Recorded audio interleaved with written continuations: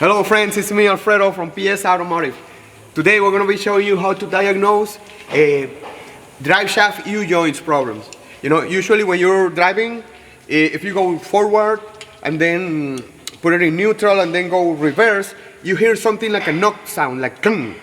And then if you go forward again, you hear it again like tung, tung. Every time you go forward and reverse, whenever you change, you switch the direction you're going, you're gonna hear like a clunking noise, like tung, tung, every time the transmission engages.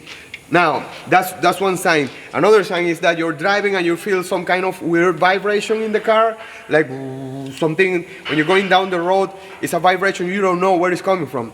Usually, it's gonna be a bad U-joint, okay? Now, I wanna show you here, you can crawl under the car and then kind of try to move the drive shaft like this, and this should be solid with the with this part right here.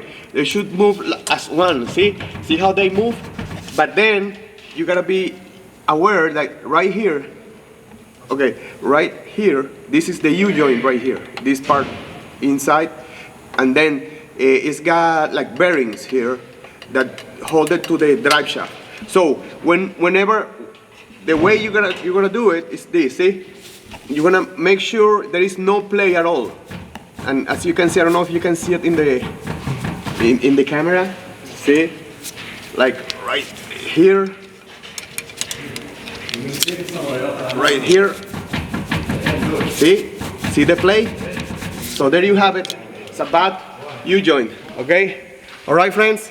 Thanks for watching this video. If you like it, please give us some likes and subscribe to the channel. And thank you, and see you next time.